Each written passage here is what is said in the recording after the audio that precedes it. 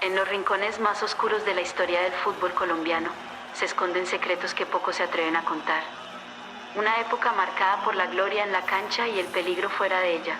Medellín, años 40. El Atlético Municipal, lo que más tarde conoceríamos como Atlético Nacional, luchaba por sobrevivir en medio de crisis económicas y decisiones impensadas, que llevó a los dos grandes equipos de la ciudad a unirse en un solo escudo. ¿Cómo influyó la mafia en la vida y la muerte de sus jugadores? Hoy exploramos esas preguntas. Revivimos la historia de asesinatos y amenazas que silenciaron algunos de los nombres más importantes de la época. Entre ellos, un árbitro que pagó con su vida el precio de arbitrar en tiempos turbulentos.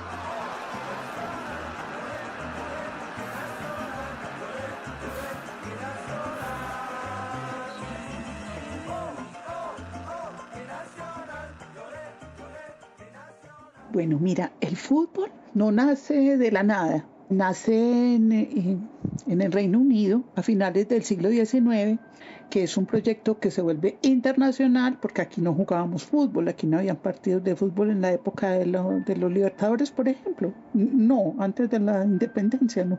El equipo, como acá ya lo estaban enseñando a jugar, los jesuitas lo habían traído, ya lo estaban enseñando a jugar, se reúnen en una manguita aquí en Guayabal, todo nos queda cerquita, a jugar fútbol, y entonces ahí empiezan a obtener pues como la intención de inversión unos muchachos que tenían un clubcito y que para 1947 fundan el Atlético Municipal. Lo pusieron así porque estaba solamente conformado por muchachos del municipio de Medellín. Y para el año siguiente, con la muerte de Gaitán, pues entonces se empieza a pensar que se va a hacer como un campeonato nacional.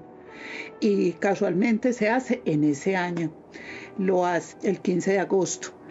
Y luego empieza el fútbol nacional, empieza también acá en Itagüí, pues acá en Antioquia, en Itagüí, en el hipódromo San Fernando. ¿Cómo te parece que sí tiene que ver con la inversión que hacen en torno a ellos los grandes empresarios antioqueños, que hoy se llaman el Grupo Económico Antioqueño, pero que obviamente está relacionado con el nacimiento de la radio?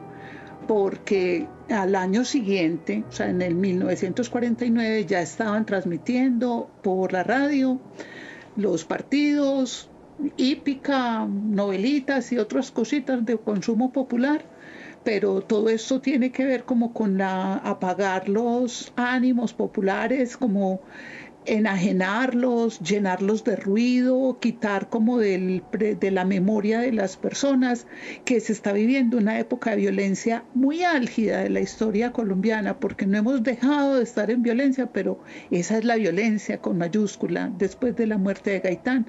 Es un periodo absolutamente violento, pero está precedido y protagonizado por ser pues una época de fútbol eminentemente. Esa pues es la relación que yo veo directa.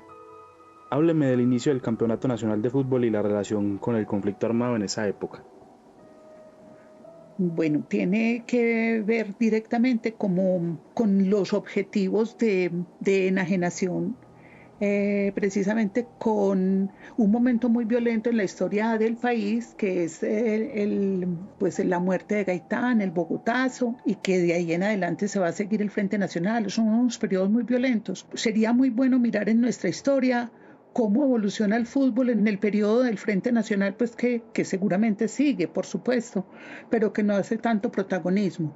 No obstante, pues ya se venía en camino todas las inversiones que se irían a lograr, y que el fútbol iba a ser sí muy útil para subirle el volumen a la ficción y a las emociones del pueblo, y esconder un poco las crisis políticas violentas que estaba atravesando el país.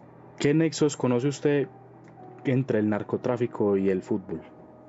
Pues aquí en Antioquia muy duros, muy fuertes, porque sabíamos que el narcotráfico tenía los hilos económicos de estos equipos, y los jugadores eran casi que los sentían y los publicitaban en la televisión y en los medios de comunicación como sus más grandes líderes.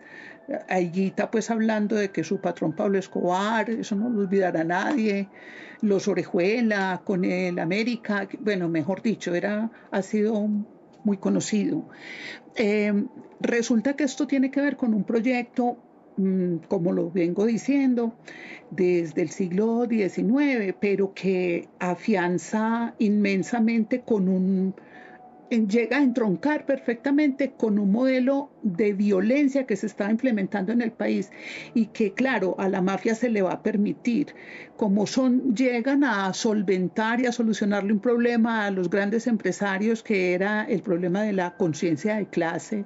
Entonces vienen y contratan un montón de matones o los dejan hacer pues su trabajo a cambio de que tengan un avance pues económico para ellos, y como el fútbol se presta para esto, pues la evasión de impuestos, con el tráfico de drogas, el intercambio de jugadores, no hay un control sobre las contrataciones laborales, mejor dicho, es un caldo de cultivo para que el narcotráfico pueda hacer un lavado de activos y de dólares a través de la inversión en esto.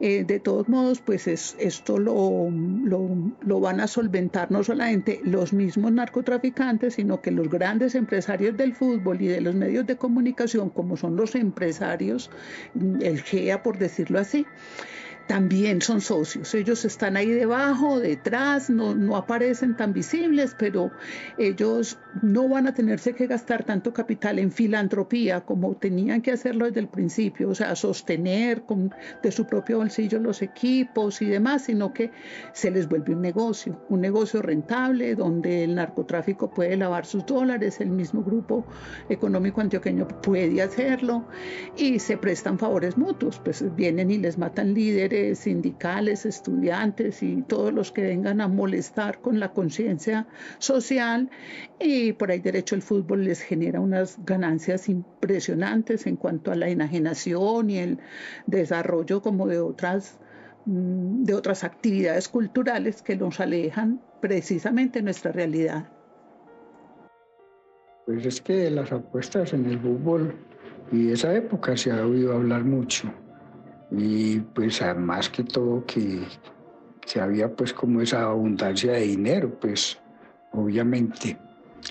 Y del árbitro Ortega, pues qué le digo, es un partido de Medellín, inclusive pues se dice que fue el cartel de Medellín el que lo mandó matar, pero no sé pues cuáles serían las circunstancias.